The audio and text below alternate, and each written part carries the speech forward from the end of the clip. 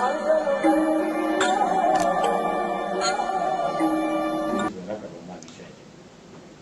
Social મીડિયામાં જે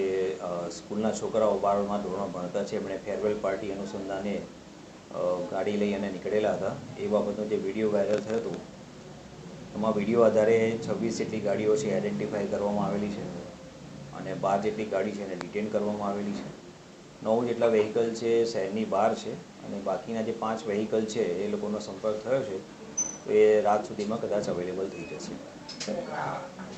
સમગ્ર ઘટનામાં તમામ વિદ્યાર્થીઓ વગર લાયસન્સના ગાડી ચલાવતા હોય એવી વાત સામે આવી છે। હાલમાં એ વાહન કોણ ચલાવતા હતા, ડ્રાઈવર ચલાવતા હતા કે સ્ટુડન્ટ ચલાવતા હતા, એ વિડીયોમાં જે દેખાય છે એના આધારે વેરીફાઈ કરીશું અને એમાં જો લાયસન્સ છે કે નહીં એ કાર્યવાહી ચેક કર્યા પછી એમાં આગળની કાર્યવાહી કરવામાં આવશે। હાલ ઇનિશિયલી સ્ટેજ પર કઈ હાલમાં અત્યારે ફક્ત ગાડી ડિટેન કરેલી છે અને સ્ટુડન્ટ છે 12મા ધોરણમાં અભ્યાસ કરે છે અને પરીક્ષાનો સમય છે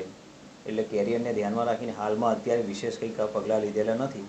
પણ તમામ ગાડી આવ્યા પછી ચેક થયા પછી આગળની કાર્યવાહી કરવામાં આવશે। મૂળ ગાડીના માલિકો વિરુદ્ધ કાર્યવાહી થશે કારણ કે એમના દીકરાઓ ચલાવે છે, ગાડી ફાધર હોય કે મોટા ભાઈના નામે હોય તો એવા જે ગાડીના ઓનર છે એમના વિરુદ્ધ કાર્યવાહી કેવી રીતે?